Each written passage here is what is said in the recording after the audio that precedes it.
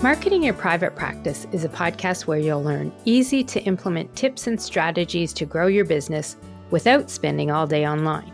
I'm your host, Colaiacovo, and I teach practitioners the Thrive marketing method to create simple and streamlined plans by focusing on long-term strategies, not just social media. Discover ways to spend less time on your marketing, attract more clients, and build the financial freedom that comes with a thriving practice. One where you have time left in your day for the people and things that matter to you.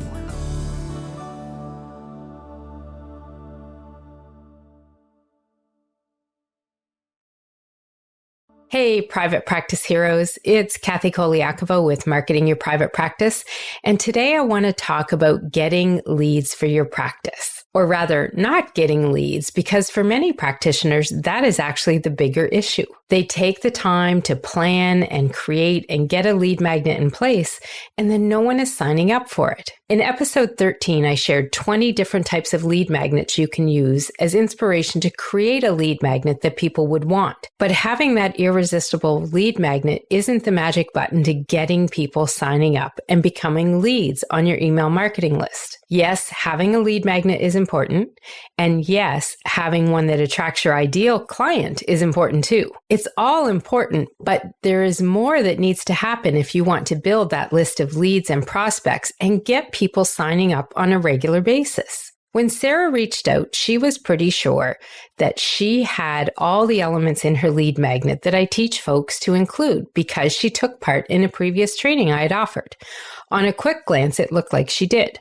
So her question for me was, well, then if the lead magnet looks okay, why aren't people signing up for it? This truly is the number one question I get asked about lead magnets. And there is a way to figure out the issue, why it might not be happening. When I want to try to figure out why people aren't signing up, I always start by looking at my stats tracking document or asking my program members to see theirs. This is something that I tell people to do from the very beginning when it comes to marketing your practice. Keeping a document where you're tracking the stats and numbers that matter and that can help you figure out what might be going wrong when it comes to your marketing activities. This is where I can see trends and get ideas on what might not be working or what might be the problem that we're looking for. And that's why having a tracking document like this is so important. When the moment comes that you want to look back and understand what is going on, right or wrong, you need to have that document and you need to have been collecting the stats and tracking the numbers. It's not something that you can start doing today to get the information you need today. That history is always what you need when it comes to tracking your numbers and your stats and being able to use that to help you with your marketing. This is why there is a module of training that's one of the very first ones in my Thrive Marketing Academy. It's one on understanding your numbers and being able to track your stats and talking about what stats you should be tracking and how to do it. We do this at the very beginning so that when folks start their marketing and get doing more because of what they're learning in the academy, they have the baseline. So when things get kicked up a little and their marketing activities are happening more, we have that history already in place to be able to help us figure out any problems we might encounter. And also, it's a great way to be able to track the great things that are happening and the progress that you're making towards achieving your goals from the marketing that you're doing. I promise you, every time a member or client finds out that a lead magnet went wild on signups or a special blog on their website is getting attention, that's really exciting. And sometimes the stats and doing the tracking of those numbers is what makes sure that we're looking at all of the things that matter to help us improve our marketing. And that's why getting a document like that in place is so critical.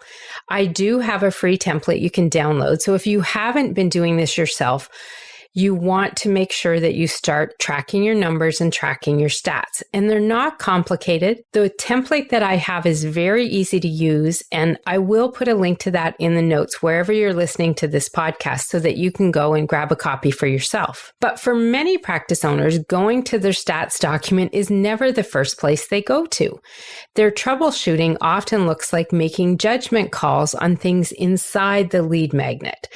They aren't looking from an impartial perspective, and they're thinking that whatever they may have done is the wrong thing. And so they'll decide on different things like that the name and the title of their lead magnet isn't appealing, or they'll decide the information inside is just not helpful at all. Sometimes they'll stay and start judging that the lead magnet doesn't look professional enough, or it's not set up in a way to help people understand what it's doing for them. And really what happens here is they decide it's not irresistible and it's not ideal. It's not good enough to work. And so they begin reworking it because they think that could be the only thing that went wrong, is that something is not right in the lead magnet. This is really where most people go when they feel like something's not working and that their lead magnet isn't getting the signups that it should. They really start thinking that it's just not good enough, and that honestly, they aren't good enough either. And this is why they start that process of creating a brand new one from scratch or reworking it. They think the fault is all in the content in the lead magnet, when sometimes that isn't the case. Now, I will tell you 100% for sure, it is the case a lot of the time. Because if you don't take the time to plan the lead magnet out and create something your ideal client wants, then it does make it a challenge to get people to sign up for it. And there's a lot of information on that in episode 13 of the podcast. So you can go back and listen to that episode if you haven't. It will give you some information on what you need to be looking at when it comes to planning the lead magnet. But I've worked with many clients who aren't getting those leads, even though they have an awesome lead magnet. It's one that's ideal, and it has all the 7 elements that I'm always looking for to make sure that the lead magnet is doing its job. Yet, no one is signing up. So yes, sometimes the issue can be what you've got in your lead magnet. But more often than not, it is actually one simple thing that practice and business owners forget to do. And I typically find this from the stats tracking document by looking at the trend of the lead magnet growth. And typically it looks like this. The lead magnet's created and started brand new, and it gets added to the stats tracker. And then the practice owner starts telling people all about it because it's so exciting. It's new, and I've got this new thing, and you can download it, and it's awesome, and get your hands on it, and you'll learn blah, blah, blah, blah, blah, whatever it is. And you'll see that in the growth being charted in the stats tracking document. Boom, the chart jumps up, and it usually jumps a little high and fast as well. And then it slows down, and sometimes it stops altogether. And when I see the tracking going down on the growth chart, I know exactly what's happened. To verify, I'll typically go to the person's website and do a quick check. Then I'll visit their social media, check there again. And then the last thing I do is I ask them to send me a couple of newsletters they did recently and send me one email with just the words hi in it, and send me that from their personal email and their business email. This is my verification process, and typically it helps me understand and see exactly what is the issue. And this is the number one reason why people typically don't have a steady flow of leads coming in for their lead magnet. They're not actually marketing the lead magnet. They're not telling people about it. They're not letting anyone know that they have an awesome freebie and that people can get it at no charge. Well, of course, other than the fee of sharing their name and email. And this is so common. Once that high of launching the new lead magnet is over, practice and business owners typically tend to forget to add marketing their lead magnet into their regular marketing content. You'd be so surprised at how many folks do not actually market their own lead magnet. So if you've been guilty of this, you really are not alone. It is something I find in about 40% of the marketing assessment sessions that I do. And it's because the folks that have an ideal lead magnet and have stopped having any growth with that lead magnet list and people not signing up, the main reason is typically because they're not doing any marketing for that actual lead magnet to tell people that they have it and that they have a way to help them. They don't have a plan for consistent marketing and promotion of their lead magnet. And honestly, unless you're doing paid ads for your lead magnet, folks are only going to find it from online searches then. If you you're not telling them about it, then you are 100% relying on people finding your lead magnet from an online search. And I can tell you right now that you will get many more folks requesting your lead magnet when you tell them you have one and where they can go to sign up for it. There are several ways that you can be including your lead magnet into your daily activities and your marketing. And it's what I call doing consistent networking and marketing, both offline and online. So let's talk now about the top 3 strategies for marketing your lead magnet consistently and how you can do this so that you're including it in the marketing for your private practice. So the first type of marketing strategy to be marketing that lead magnet consistently is adding promotional posts to your social media and your marketing content. And what a promotional post is for your lead magnet is essentially a short post, maybe 1 or 2 sentences. And the goal of that piece of content is getting people to sign up for your lead magnet. So it typically comes with a link added to it of where they can go on your website to get the lead magnet. Now, I will tell you, this is why it is very important as one of your 10 marketing foundations in your lead generation setup that you have a standalone page where people can sign up for your lead magnet. It is extremely challenging to get the same results if you're putting out these short promotional posts and you're telling people to go to your homepage and hope like heck they can find it wherever you have it there. When you have the standalone page, the only action on there is for people to enter their name and email and download and request the lead magnet. So that's why having it is important. And you need that URL, that one standalone URL that takes people to your website when you're putting those 1 or 2 line posts out on social media to tell people that you have this and that they can sign up for it.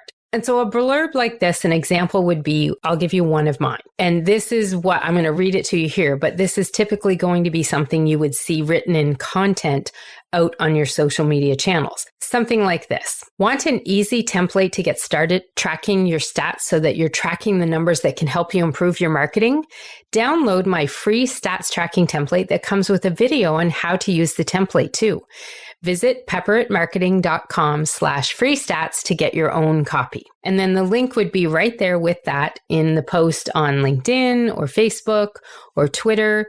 And if you're putting it on Instagram, you may have to change that call to action to say something like DM me for a link to get your own copy or click the link in my bio. But that is a promotional post that tells people about a lead magnet and encourages them to sign up for it. And so it's very quick, very easy. It's not complicated.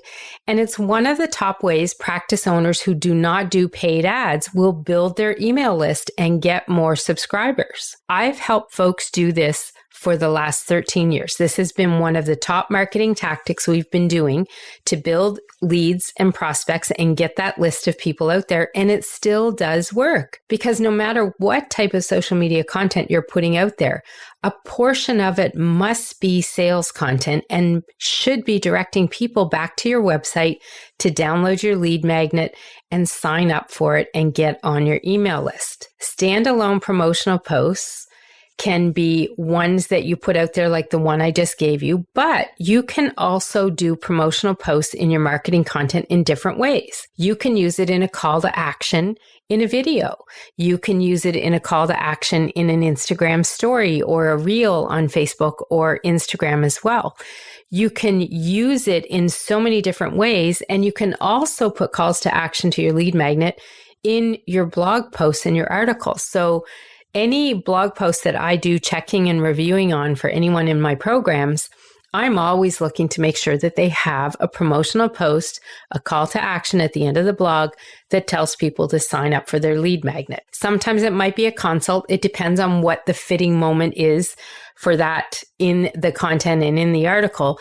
But you've got to be telling people about your lead magnet if you want them to sign up for it. Telling them via social media is one of the best ways to do this. And this should be consistent content that you put out there on a regular basis.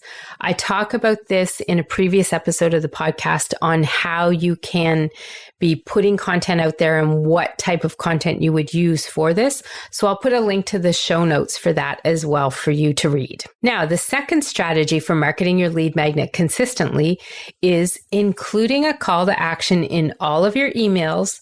And by emails, I mean newsletters or personal and business emails. Not everybody on your email list will already have your lead magnet. And even though you already have their emails, if they can benefit from downloading your lead magnet, why not tell them about it? If you have your lead magnet set up ideally too, it should include a series of emails that they get after they sign up for it. And those emails are intended to give them more information and even lead them through your marketing funnel, potentially landing on a paid service or program somewhere, or having them book a consult with you to discuss joining a program or signing up for a service. Sending someone who's already on your email list on this same journey is okay to do. It may result in more signups because they already have that trust in you because they've already been on your list for a while. Now, the second part of this one, including a call to action in all of your emails, I actually said newsletters and personal and business emails because I really do mean having calls to action in your personal and business emails.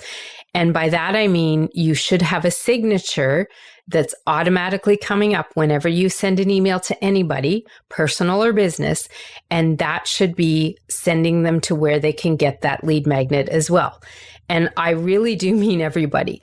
If you send an email to your mom, your brother, a friend of yours, have the signature in the emails. The reason that you want to do this is that referrals can come from anywhere. And if your family and friends see this, they may start referring people over to you too. The third strategy for marketing your lead magnet consistently is actually doing marketing with it consistently offline or when you're networking. I'm a big believer in offline marketing. You've heard me talk about this a lot in episode 11, and you can include your lead magnet in these types of activities too. So whether you're in person or connecting in an online group, there may be times when mentioning your lead magnet is something that could help another person in the room there. You will often run into folks who could use your help, and one of the best ways to get them started and connect them to you is via your lead magnet. So never forget to mention it and tell them about it and let them know that you have this free thing that could help them with that problem that they're mentioning to you while you're talking to them. And this can be something that you do when you might be at a networking group. It could be networking in online groups. It could also be when you're speaking at events. There are definitely lots of ways to include calls to action and promotional talk about your lead magnet in your speaking as well. Maybe you have a slide there with information on where they can download your lead magnet. Never forget to mention it in those kinds of situations as well. Another really good one that a lot of folks get into these days and then kind of forget about marketing their lead magnet on it is being a guest on a podcast or having a radio spot or a television spot where you might be coming in to share some of your expertise on a segment on a show. In all three of these situations, which is what I like to refer to a little as offline marketing, you can also be including and talking about and sharing promotional calls to action about your lead magnet as well, especially if they give you an opportunity to have a short bio or an introduction. You can always have something like, you can learn more about how you can track your stats like Kathy talks about in that episode if you download her free stats tracking template. So there's lots of ways to really put that kind of call to action into whatever you're doing in these offline marketing opportunities that you run into as well. Now, these types of opportunities are why I like to recommend people have a short URL for wherever people can sign up for your lead magnet. So you've heard me talk about mine. Go to pepperatmarketing.com/free stats. This is why I like to make sure everybody has a very short URL for their lead magnets and the page where people can go to sign up for them. You want to be able to remember it whenever you need to share it with people face to face or tell someone. so that you can actually say to them, hey, if you want to grab that free stats tracking template I was talking about, just go to pepperatmarketing.com/free stats and you can download your copy. I don't have to think, I don't have to look at my website, I don't have to look at a business card to be able to tell people that URL. It makes it a lot easier for you to market it when you're in these face-to-face situations as well. So all three of these tactics, doing short promotional posts in your social media marketing content, including a call to action in all of your emails, newsletters, and personal or business emails, and being consistent with your offline marketing and networking and talking and sharing about your lead magnet in those opportunities when they come up, all three of them have one thing in common. In one way or another, they are all an act of telling people about your lead magnet. That truly is the biggest mistake people make when it comes to marketing a lead magnet. They don't tell them they have one. And it is something you need to be doing if you want a consistent flow of leads. There's no way people are going to find you all on their own. Yes, definitely we do marketing so that we can have search engines send people to our website so people can find us from other things and places. But you will get much more growth on your list with your lead magnets if you are telling people that you have something they want so that they can sign up for it. In Sarah's case, when she reached out to me, she was not doing any of number one, the consistent promotion after that initial launch of her ebook. She definitely did it at first, which is why we saw the growth immediately, but then it stopped. And it stopped because she assumed, like many folks, that people would just find it. But if you aren't marketing your own stuff, who's going to do that for you? Unless you're paying somebody, they're typically not going to be doing that. So you have to make sure that you include your own promotion of your lead magnet in your marketing activities and your marketing content. Now, unfortunately, Sarah also didn't pass the email test because I was looking to make sure she had a signature in her emails with the call to action for her lead magnet and mentioning it in some of her newsletters. And she kind of was missing the boat on that as well. I mean, it really was a combination of these for why she wasn't getting leads and people signing up. And as I discussed in episode 13, when we talk about the importance of lead magnets, every business needs leads and prospects in order to stay in business.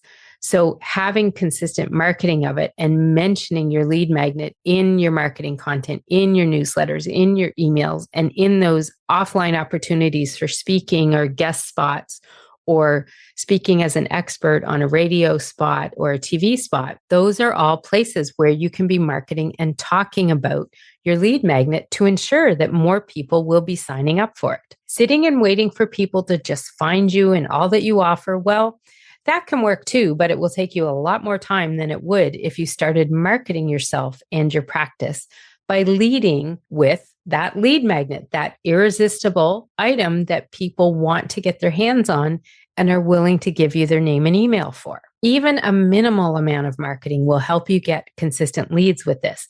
And that minimal amount is better than none. So I get that you could be busy and might be booked right now, and it's really hard and challenging to get a lot of your marketing out there.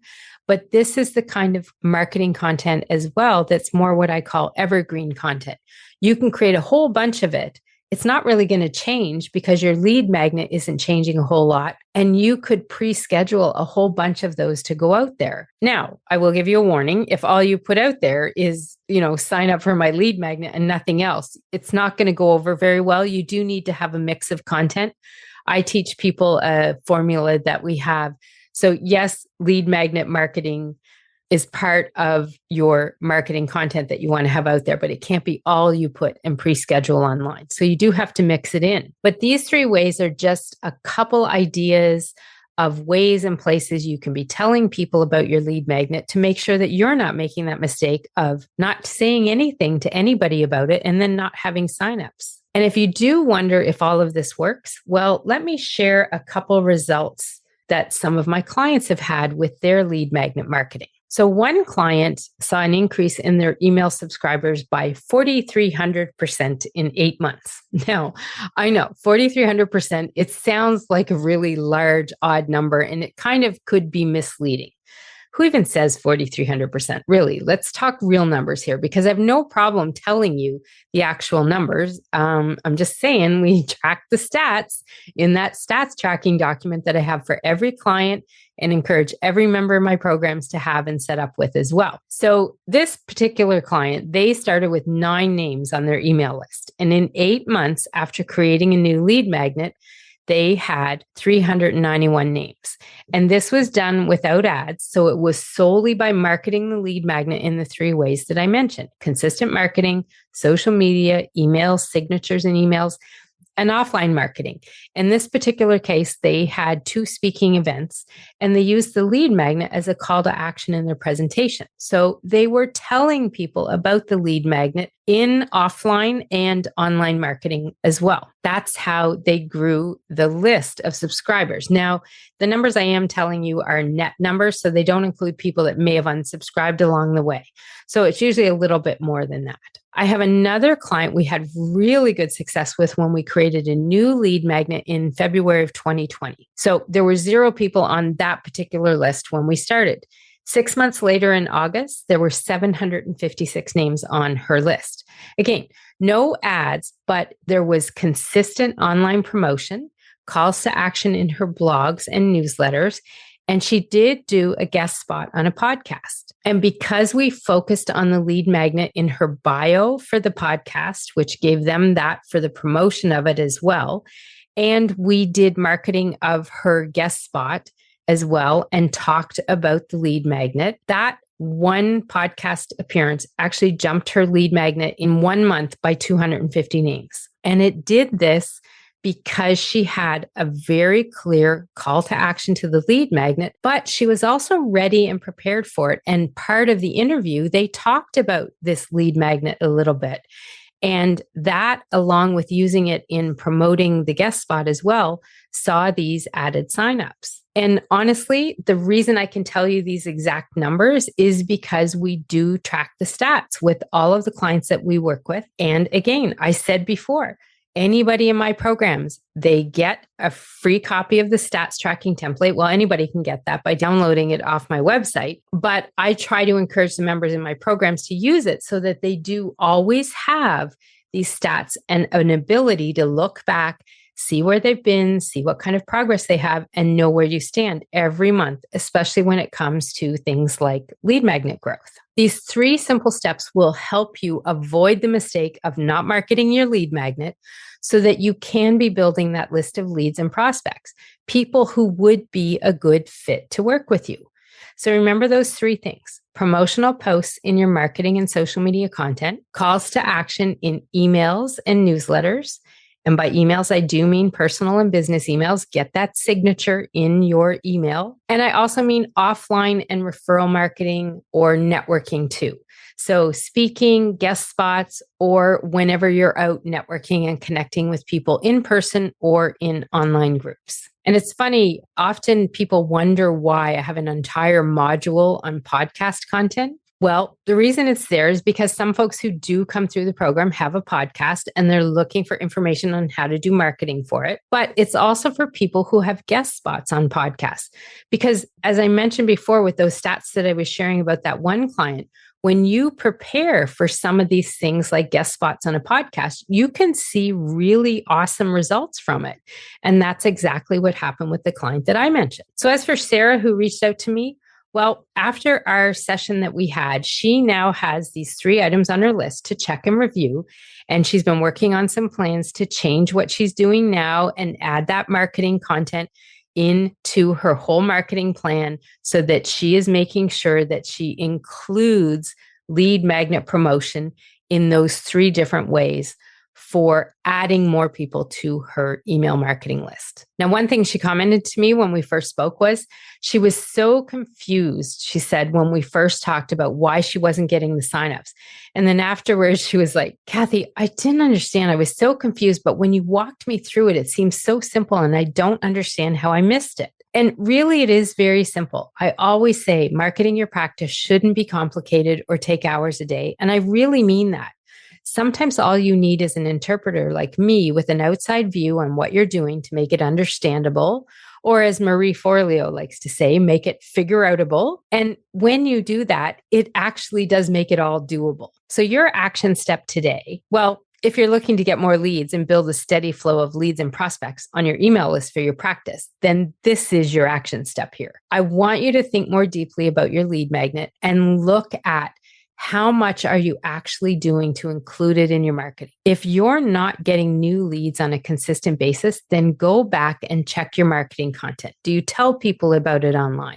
Is it in your newsletter? When you're speaking or having other opportunities to get in front of an audience, are you talking about it? Are you mentioning your lead magnet? It's your way to give people some help for no cost at all, except their name and email. So you've got to make sure you're adding it in there. Lead magnets are a great way to attract new clients and prospects, especially when they're created with your dream client in mind. That's what makes it more irresistible to people. But if you feel your lead magnet isn't performing well and that maybe you're not marketing it enough, or it could be that you need to fix it up to get it to a status where it's more appealing to people.